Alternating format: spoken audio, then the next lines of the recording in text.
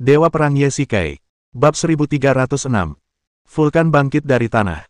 Karena seluruh tubuhnya terbakar, Jiqian tidak bisa melihat ekspresinya, tetapi dia tampak sangat marah. Sepasang matanya yang menyala menatap Emily.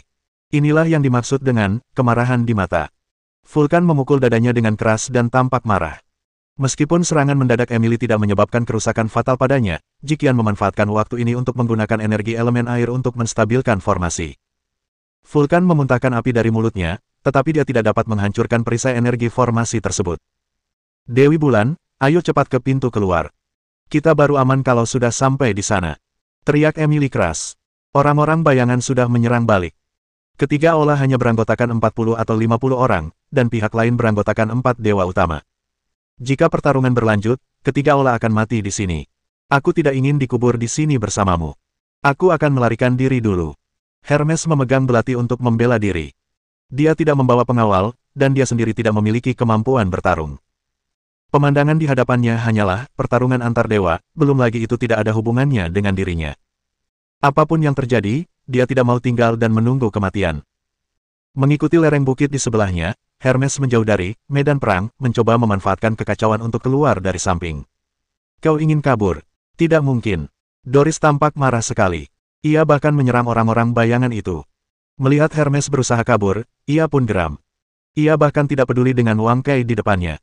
Ia menendang kakinya dan terbang langsung ke lereng bukit di sebelahnya. Ia muncul di hadapan Hermes dalam sekejap dan menebasnya dengan trisula terangkat. Hermes ketakutan setengah mati. Menghadapi energi trisula yang kuat, dia sama sekali tidak berani menghadapinya secara langsung. Namun, dia benar-benar tidak menyangka bahwa Doris tampaknya memiliki kebencian yang mendalam padanya dan bertekad untuk membunuhnya. Hermes dengan cepat menghindari pukulan fatal itu, tetapi trisula itu mengenai lereng bukit. Seluruh tanah bergetar sesaat, dan gelombang kejut yang kuat menerbangkannya. Sangat kuat. Yesikai melirik ke samping dan tidak bisa menahan rasa kagumnya terhadap kemampuan bertarung Doris yang kuat. Dia telah bertarung dengan Wang Kai selama ratusan ronde, tetapi momentumnya tidak berkurang sama sekali, dan serangannya bahkan lebih ganas. Dibandingkan dengan Zeus dan Athena, Doris bahkan lebih baik. Tidak heran Aphrodite bertekad untuk mengajaknya bergabung. Di lereng bukit, sebelum Hermes bisa bangkit dari tanah, Doris sudah bergegas menghampirinya lagi, memegang trisula erat-erat, dengan niat membunuh di matanya. Tolong ampuni nyawaku, dan aku bisa memberimu uang, banyak uang. Sebelum Hermes sempat memohon belas kasihan, trisula Doris telah jatuh, menusuk perutnya, dan dengan mudah mengakhiri hidupnya. Hermes yang selalu bersikap netral, tidak pernah menyangka akan mati di tangan Doris. Toh, tidak ada kebencian atau dendam di antara keduanya. Hal ini membuat Yesikai teringat sebuah pepatah, jangan tanya, kenapa, kepada yang kuat. Yang kuat menindas yang lemah tanpa alasan. Ini seperti bertanya mengapa serigala memangsa domba. Jika harus mencari alasan, itu terlalu lemah. Hermes mengira ia bisa mendapatkan yang terbaik dari kedua dunia, tetapi ia tidak pernah membayangkan bahwa itu adalah kesepakatan yang ia buat dengan orang-orang beradab. Namun sekarang Doris hanyalah seorang yang gila, dan ia tidak mau mendengarkan sepatah kata pun yang diucapkan Hermes, jadi ia hanya bisa menjadi jiwa yang mati di bawah tombaknya. Dewa utama lainnya terbunuh. Termasuk Dewa Pertanian, ini adalah yang kedua. Tampaknya hari ini ditakdirkan menjadi pertempuran berdarah. Yesikai menelan ludahnya. Jika target Doris adalah dia saat ini, tidak ada yang bisa menghentikannya. Ambillah. Wang Kai mengikuti dari belakang dan menusuk ke depan dengan senjatanya, menghalangi Doris. Keduanya bertarung sampai mati, dan mereka tidak akan meninggalkan medan perang ini tanpa bertarung sampai mati hari ini. Tuan, ayo cepat pergi, kalau tidak akan terlambat. Nightmare berkata dengan keras, mengayunkan tombaknya dan dengan paksa mendorong bayangan manusia di depannya, menciptakan jalan. Penjaga rahasia, lindungi orang dewasa. Ya, semua orang melindungi Yesikai di tengah dan tidak berani ceroboh sama sekali. Moji, pergi dan bantu jemput orang dewasa itu. Kita harus membiarkannya lewat dulu. Mihun, yang berada di pintu keluar, melihat para penjaga gelap datang dan berkata kepada Moji. Tanpa seseorang yang menjemput mereka, akan sulit bagi mereka untuk menerobos pengepungan orang-orang bayangan. Serahkan saja padaku. Putri Iblis melangkah maju dan menusukkan pedang ke udara. Ujung pedang itu seperti ular piton, secepat kilat dan sekuat guntur. Dengan satu tusukan pedang, dia langsung menjatuhkan dua bayangan itu. Doris, cepatlah datang dan bertahan. Hades akan segera melarikan diri. Aphrodite tidak dapat menahan rasa paniknya. Dewa Pertanian telah mati, yang di luar dugaannya. Sol Miater dan Putri Iblis adalah beberapa penguasa teratas dalam daftar kegelapan, sementara Dewa Pertanian adalah dewa utama yang kuat, dan metode rahasianya bahkan lebih sulit dipahami. Tanpa diduga, dia tetap mati di bawah pedang keduanya. Bukannya Aphrodite tidak mau membantu. Ilusinya membutuhkan banyak energi internal, jadi ilusi itu hanya bisa digunakan secara maksimal saat para master sedang bertarung. Jika dia menggunakan ilusinya untuk membingungkan Wang Kai, selama dia menunjukkan kekurangannya, dia mungkin akan ditikam sampai mati oleh tombak Doris. Akan sulit membiarkan begitu banyak orang jatuh ke dalam ilusinya pada saat yang bersamaan. Jika kau ingin pergi, kau harus melewatiku. Doris hendak pergi ketika Wang Kai menghentikannya dengan pistolnya. Teknik Dewa Perang, menyapu semua yang ada di jalurnya. Wang Kai kembali menggunakan keterampilan ilahi utamanya, dan badai membuat Doris tidak dapat bergerak maju. Pak Tuaye, cepatlah pergi, teriak Wang Kai sambil mengeluarkan harta karun lain dari sakunya. Elemen udara. Ini juga merupakan harta karun Atlantis dan hasil rampasan perjalanan ke reruntuhan. Berkat harta karun inilah Wang Kai mampu meningkatkan efektivitas tempurnya dengan begitu cepat. Elemen udara memancarkan cahaya biru kehijauan. Wang Kai membuka telapak tangannya, dan elemen udara perlahan melayang ke udara, lalu mengembang dan menyebar sedikit. Langit yang awalnya biru kehijauan berangsur-angsur berubah menjadi biru kehijauan. Yesikai samar-samar bisa merasakan angin bertiup kencang, dan angin itu semakin kencang. Perasaan ini seperti badai dahsyat yang datang dalam sekejap di tengah musim panas, membuat orang-orang tidak siap. Detik berikutnya tenang, tetapi detik berikutnya angin menderu. Angin kencang. Gulung. Dengan raungan Wang Kai, bola energi hijau di udara meledak seketika dan menghantam tanah dengan keras, seperti meriam udara berkekuatan super, langsung membubarkan pasukan bayangan di sekitarnya. Setelah hembusan angin, sebelum semua orang bisa bereaksi, hembusan angin lain datang, tetapi kali ini, arah angin berlawanan, dan puluhan orang bayangan langsung terhisap ke langit dan tersebar di udara seperti pecahan. Mimpi buruk, kau dan para pengawal rahasia harus segera membawa Ye Tua pergi dari sini.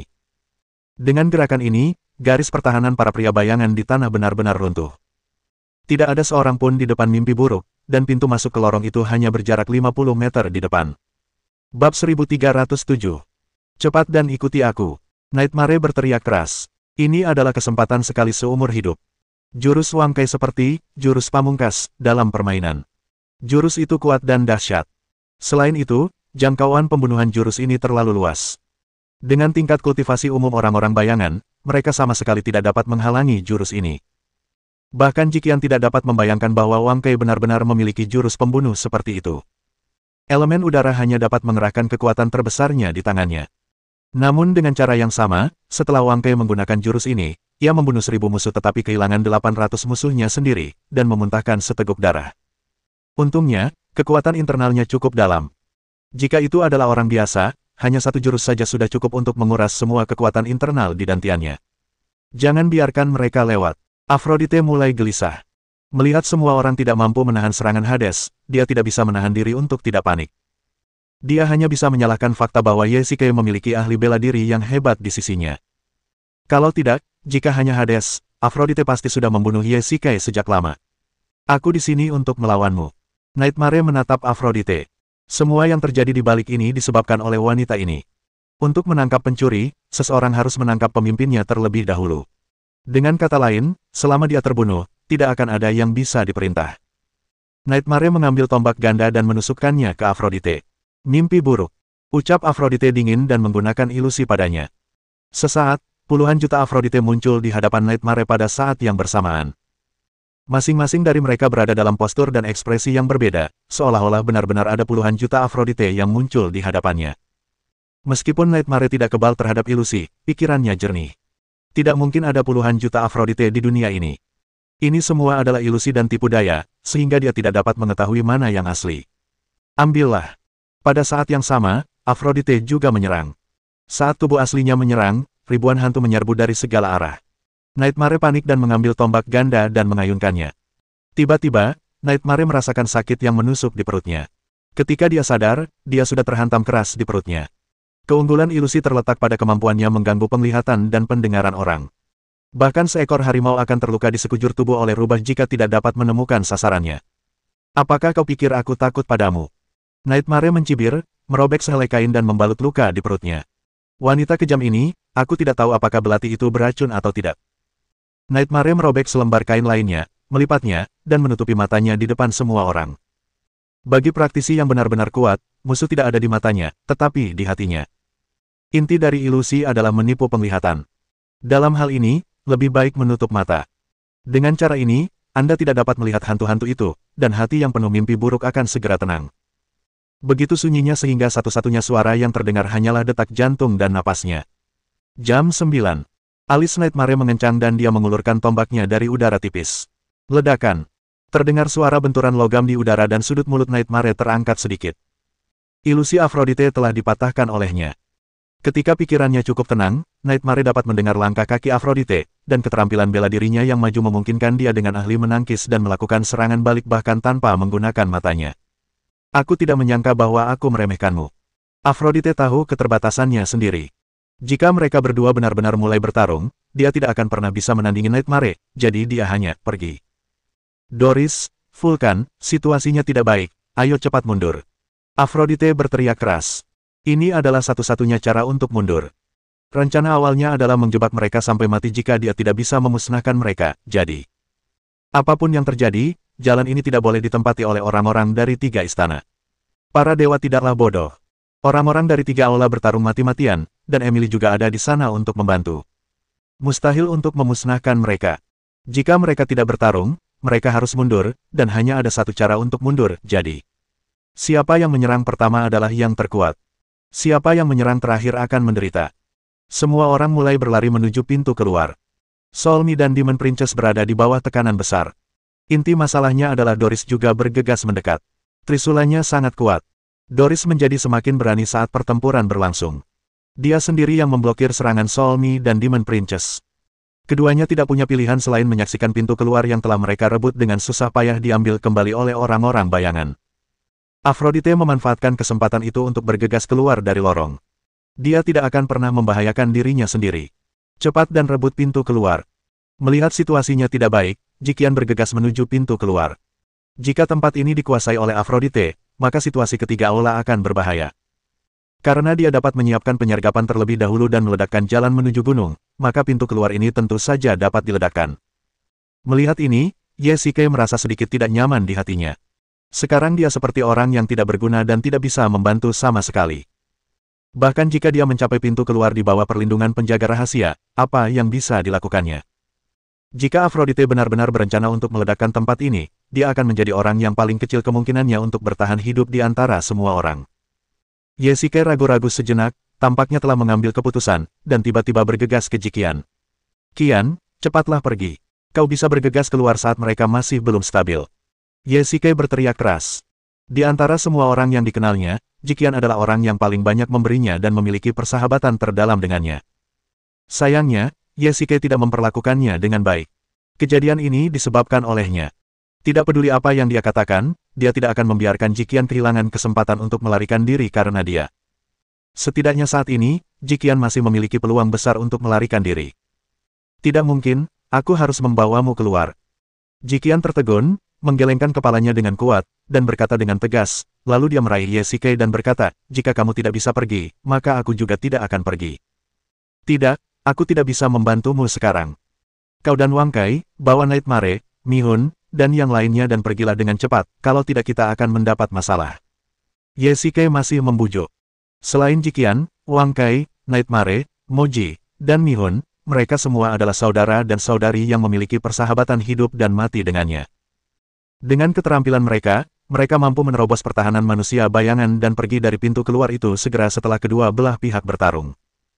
Namun, mereka tidak melakukannya, tetapi memilih untuk bertarung dengan sengit untuk menunda lawan dan membiarkan Yesike pergi lebih dulu. Aku tidak akan pernah meninggalkanmu. Jiqian berteriak histeris, dan keduanya saling memandang, keduanya meneteskan air mata. Entah apa yang mereka lihat di mata masing-masing, masa-masa indah di masa lalu, kesulitan yang telah mereka lalui bersama, saat-saat hidup dan mati, ketika Jiqian membawa Yuewei ke reruntuhan Atlantis, Yesike membawa orang untuk menyelamatkannya tanpa mengucapkan sepatah kata pun. Saat itu, dia seharusnya memiliki kata-kata tegas di dalam hatinya yang ingin dia katakan. Aku tidak akan pernah meninggalkanmu. Bab 1308. Sungguh bodoh. Tepatnya, mereka berdua adalah orang bodoh. Mereka begitu bodoh sehingga mereka bisa hidup tetapi memilih untuk mati. Aphrodite adalah orang pertama yang berjalan melewati lorong itu dan mengeluarkan sebuah remote control dari sakunya. Ada 2 tombol merah di sana. Hades, Dewi Bulan, kalian berdua tinggallah di sana dan jadilah sepasang kekasih yang putus asa. Aphrodite mengabaikan orang-orang di dalam dan langsung menekan 2 tombol di atas. Ledakan. Terdengar suara memekakkan telinga dari lereng bukit di satu sisi. Debu, tanah, batu-batu besar, dan puing-puing berjatuhan ke lorong sempit itu. Sesaat, lebih banyak orang berhamburan ke lorong itu. Banyak dari mereka yang tertimpa batu-batu yang jatuh dari atas. Sebelum mereka sempat bereaksi, mereka terkubur oleh lebih banyak puing. Vulkan dan Doris bergerak sangat cepat dan mengevakuasi lorong tersebut tepat sebelum lorong tersebut terkubur seluruhnya. Debu beterbangan, dan seluruh altar utama tertutup debu. Yesike terbatuk pelan beberapa kali, dan setelah waktu yang lama, debu akhirnya mengendap. Semua orang di altar utama saling memandang. Baik orang-orang bayangan maupun para penjaga dari 3 aula berhenti bertarung. Pintu masuk ke lorong telah hancur, dan hanya ada tebing yang menjulang tinggi di depan mereka, dan di belakang mereka ada tebing tanpa dasar. Jantung Yesike berdebar kencang.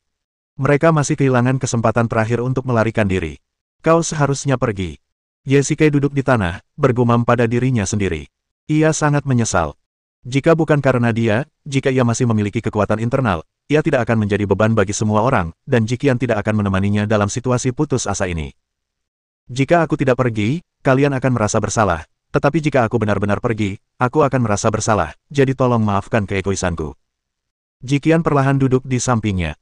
Medan perang, yang tadinya kacau, kini menjadi sunyi senyap.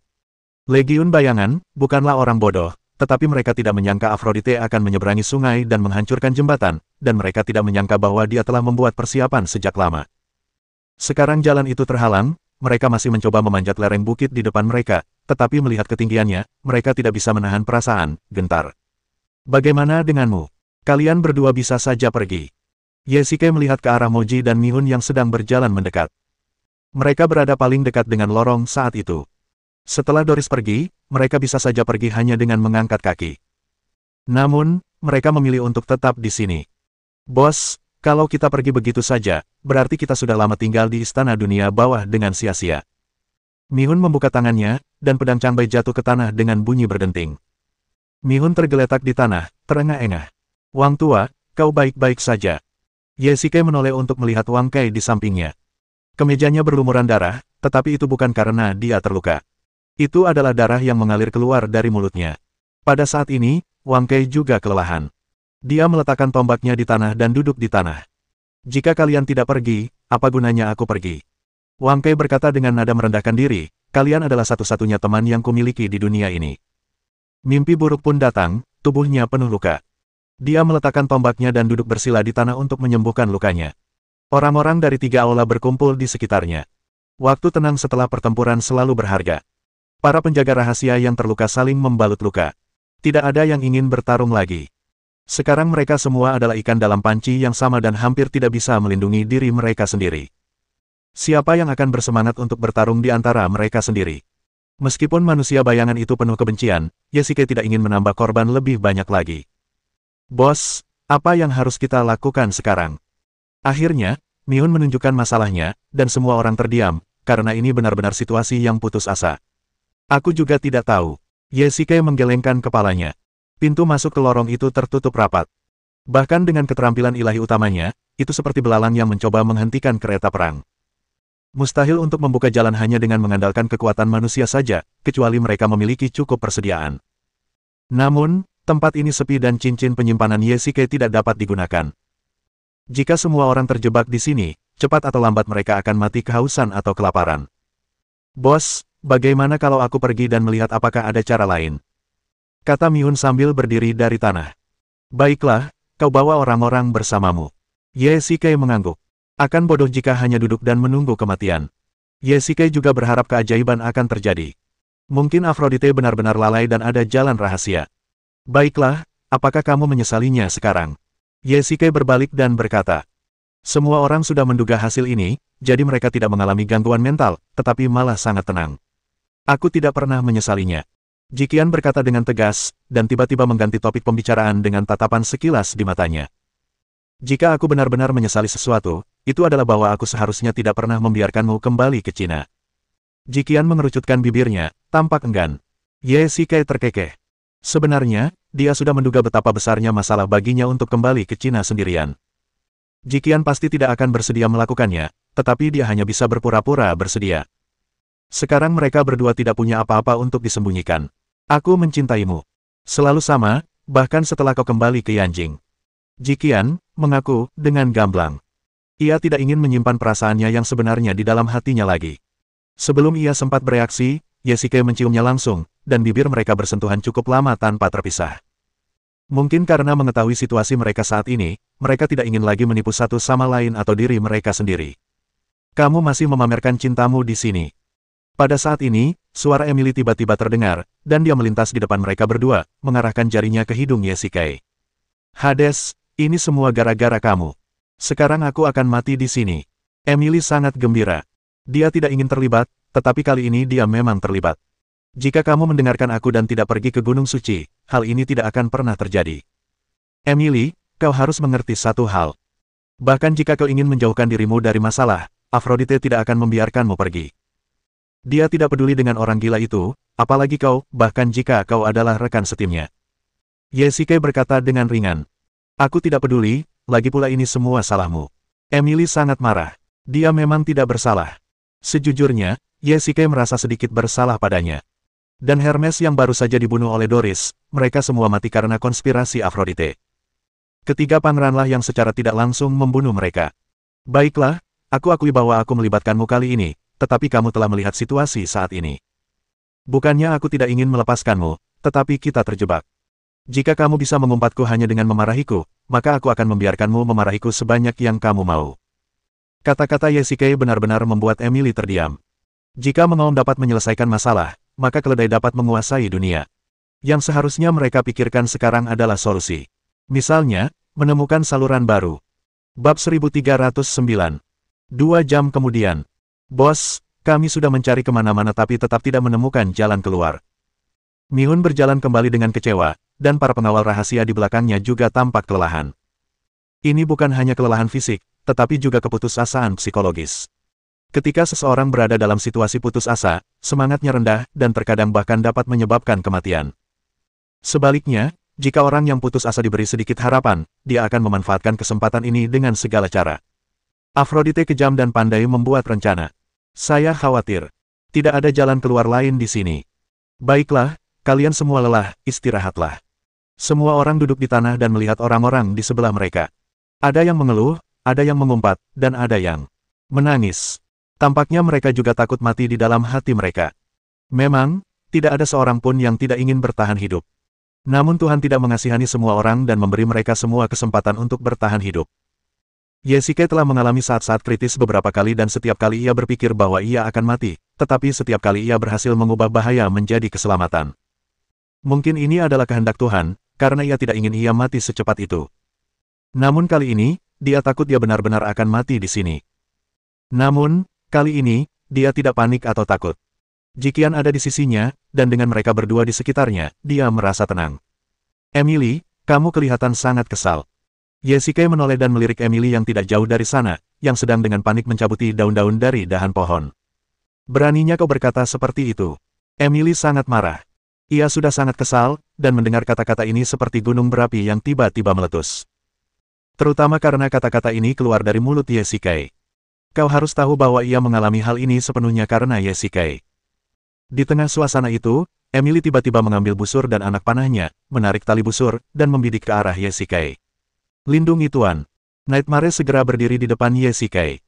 Emily tiba-tiba menunjukkan senyum sinis dan meletakkan busur dan anak panahnya. Kalian semua mati karena dia, tapi kalian masih melindunginya sampai mati, gumam Emily. Sebenarnya, bisa berteman dengan sekelompok saudara dan saudari yang setia seperti itu adalah pencapaian besar dalam hidup Ye Xike. Ada dua hal di dunia yang tidak dapat dilihat secara langsung, yang satu adalah matahari, dan yang lainnya adalah hati manusia. Jangan pernah menguji hati manusia dengan santai, karena itu adalah hal yang paling tidak dapat diandalkan di dunia. Tetapi sekarang tampaknya orang-orang ini adalah teman hidup dan matinya, dan mereka akan bersamanya sampai mati. Emily, kali ini salahku. Aku minta maaf karena melibatkanmu. Bagaimana kalau begini, kalau kita bisa keluar, aku akan menyetujui salah satu syaratmu tanpa syarat. Kata Ye Xike sambil mengacungkan jari telunjuknya. Haha, kita semua terjebak di sini sekarang. Janji ini tidak ada nilainya dan aku tidak peduli. Kau sendiri yang mengatakannya. Bah, dasar tak tahu malu. Kalau kau punya nyali, kenapa kau tidak membuka kembali lorong ini? Ledakan. Sebelum Emily dapat menyelesaikan kata-katanya, sebuah suara keras tiba-tiba terdengar dari lorong di kejauhan, yang membuatnya takut dan secara naluriah ia mundur beberapa langkah. Karena kejadiannya yang tiba-tiba, tidak ada yang siap, debu pun beterbangan, dan warga sekitar pun tidak sempat menghindar serta bergegas menutup mata agar debu tidak masuk ke mata. Beberapa menit kemudian, ketika semua orang kembali membuka mata dan melihat pemandangan di depan mereka, mereka tak kuasa menahan diri untuk berteriak kegirangan. Mulutmu pasti diberkati. Yesike menepuk bahu Emily dan begitu gembira hingga hampir memeluknya. Mulut Emily terbuka membentuk huruf O karena terkejut. Jalan keluar yang awalnya terhalang batu kembali terbuka, seolah-olah seseorang telah meledakkannya lagi. Semua orang bergegas menuju pintu keluar, bagaikan orang-orang yang telah lama berada dalam kegelapan akhirnya melihat secercah sinar matahari. Pada saat yang sama, seorang wanita perlahan masuk dari luar. Kalian benar-benar di sini. Wanita itu melirik orang-orang di tiga aula, dan tatapannya akhirnya tertuju pada Yesike. Athena, bagaimana mungkin itu dia? Semua orang tampak terkejut dengan kemunculan Athena, kecuali Yesike, yang segera menyadari bahwa Athena adalah satu-satunya yang dapat menyelamatkan mereka dari gunung suci ini. Namun, Yesike sangat penasaran tentang bagaimana dia melakukannya. Athena, apakah kamu terluka? Semua orang berjalan mendekat, dan Yesike dengan waspada menyadari bahwa lengan kirinya berdarah, dan baju zirah di lengannya juga rusak dan compang camping, tidak lagi memiliki sedikitpun penampilan heroik seorang Valkyrie. Baru saja saat kami mendaki gunung, kami diserang oleh sekelompok orang tak dikenal. Athena mengangguk. Valkyrie selalu menjadi orang yang menyendiri, dan dapat disebut sebagai penjaga tunggal, dunia bawah tanah, jadi tidak sulit untuk menyergapnya, tetapi karena kekuatan tempur Athena yang sangat tinggi, orang biasa tidak berani melakukannya. Kelompok orang itu diatur oleh Aphrodite. Dia khawatir kedatanganmu ke altar utama akan memengaruhi rencananya. Yesike menjelaskan semua yang baru saja terjadi, dan kemarahan melintas di mata Athena. Jadi begitulah dia, wanita kejam ini. Athena mengumpat dalam hati. Dia sudah lama menduga bahwa mungkin dialah yang melakukan pembunuhan itu, tetapi dia tidak menyangka bahwa dia benar-benar berencana untuk menjebak orang-orang dari tiga aula di sini sampai mati. Dia sangat kejam. Lalu bagaimana kau bisa sampai di sini? Jikian bertanya dengan rasa ingin tahu. Ketika saya sampai di sana, saya melihat jalannya sudah hancur, jadi saya mengubah rute untuk memutar jalan. Ketika saya sampai di sini, saya melihat jalan yang semula tertutup batu. Saya menebak apa yang terjadi di sini. Lalu bagaimana kamu membukanya tadi? Apakah kamu membawa peralatan peledakan? Tidak, aku menemukan bubuk mesiu yang belum meledak di reruntuhan, jadi aku menggunakan kekuatan batinku untuk menekan sumbu dari jarak jauh, dan tanpa diduga aku membuka kembali lorong itu. Kata-kata Athena mengejutkan semua orang. Bagaimana mungkin ada bubuk mesiu yang tersisa di reruntuhan? Menurutku itu pasti kesalahan Aphrodite. Ada dua tombol pada kendali jarak jauhnya. Dia pasti telah mengubur dua tumpukan mesiu terlebih dahulu dan berencana untuk meledakkannya bersama-sama. Akibatnya, karena beberapa alasan yang tidak diketahui, salah satu tumpukan tidak berhasil meledak, jadi itu tetap ada. Yesike menganalisis. Semua orang yakin. Tidak heran, hanya satu sisi yang meledak tadi. Tetapi sekali lagi, ledakan di satu sisi saja sudah cukup untuk memblokir jalan masuk. Lalu jika kedua sisi meledak pada saat yang sama, bukankah benar-benar tidak ada jalan keluar? Lingkungan Gunung Suci memiliki dampak besar pada sinyal. Kami bahkan tidak dapat melakukan panggilan telepon. Saya pikir inilah alasannya. Athena mengangguk. Hades, kau baru saja mengatakan bahwa jika kita bisa keluar, kau harus menyetujui satu syaratku. Pada saat ini, Emily tiba-tiba berdiri dan berkata di depan semua orang dengan ekspresi puas di wajahnya. Dia benar-benar mengubah sikapnya lebih cepat daripada membalik halaman buku. Aku memang mengatakannya, tapi kamu tidak peduli. Bab 1310. Itu karena kau belum keluar. Aku tidak peduli. Kau hampir membunuhku hari ini. Aku bisa membuat syarat tanpa syarat, dan kau harus menyetujuinya. Emily juga cukup menamparkan muka. Baru saja mulutnya tampak terbuka. Tepat saat dia mengatakan dia tidak bisa keluar, lorong itu terbuka. Pokoknya, ini sudah diputuskan. Aku tidak bisa memikirkan permintaan apapun sekarang, tetapi jika aku melakukannya, kamu tidak bisa menolaknya. Akhirnya, di bawah kegigihan Emily, Yesike tidak punya pilihan selain setuju. Itu salahnya karena terlalu banyak bicara saat itu. Tapi sejujurnya, dia benar-benar mengira dia akan mati, tetapi dia tidak berharap untuk selamat. Yesike tidak khawatir karena dia pikir Emily tidak akan membuat tuntutan yang berlebihan. Semua orang masih tenggelam dalam kegembiraan setelah lolos dari kematian. Orang-orang bayangan itu tidak mau bertarung dengan 3 istana lagi. Aphrodite sudah melarikan diri, jadi mereka seharusnya lebih khawatir tentang apakah anggota 3 istana akan membalas mereka sekarang. Jadi mereka mengikuti dari dekat aula ketiga, tidak berani mendekat sama sekali. Melihat mereka tidak melakukan tindakan apapun untuk waktu yang lama, mereka akhirnya merasa lega. Tuan, apa yang harus kita lakukan dengan orang-orang ini? Nightmare menunjuk ke arah orang-orang bayangan. Wajah mereka dipenuhi kepanikan. Mereka akhirnya lolos dari kematian, dan mereka tahu betapa berharganya itu. Namun sekarang, selama Yesike memberi perintah, mereka akan mati di sana. Jika kau setia padaku, kau bisa mendapatkan cara untuk hidup, jika tidak, itu akan menjadi jalan buntu. Kau bisa menentukan pilihanmu sendiri. Yesike berkata dengan suara dingin. Orang-orang bayangan saling memandang dan berlutut dengan satu kaki. Kami bersedia melayani Lord Pluto, dan kami akan melewati api dan air tanpa keraguan. Orang-orang ini hanya mendatangimu demi keuntungan langsung. Kau tidak bisa begitu saja mempercayai mereka, Jiqian mengingatkan. Tentu saja, aku tahu tentang ini, tetapi setidaknya sekarang, mereka masih bisa digunakan olehku, kan? Yesike tentu saja mengerti alasannya. Setidaknya, setelah kejadian ini, orang-orang bayangan mungkin tidak akan mau menyerah kepada Aphrodite lagi, jadi mereka pasti akan datang ke istana ketiga. Aphrodite mungkin punya rencana cadangan, dan dengan bantuan orang-orang bayangan, banyak masalah bisa dihindari. Ini bukan tempat untuk tinggal lama. Ayo cepat pergi. Perintah Yesike. Sekarang, jalan menuruni gunung telah hancur, dan mereka hanya bisa menemukan cara lain untuk meninggalkan Gunung Suci. Terlalu berbahaya di sini, tetapi selama mereka meninggalkan reruntuhan Gunung Suci, Aphrodite tidak akan dapat melakukan apapun terhadap mereka. Athena, dari mana asalmu? Tanya Yesike. Saya datang dari jalan kecil di sebelah barat. Tidak banyak orang di sana. Setelah saya terluka, saya mengikuti jalan itu dan tidak menemui penyergapan lain. Athena menunjuk ke jalan kecil di samping. Ini adalah jalan pegunungan.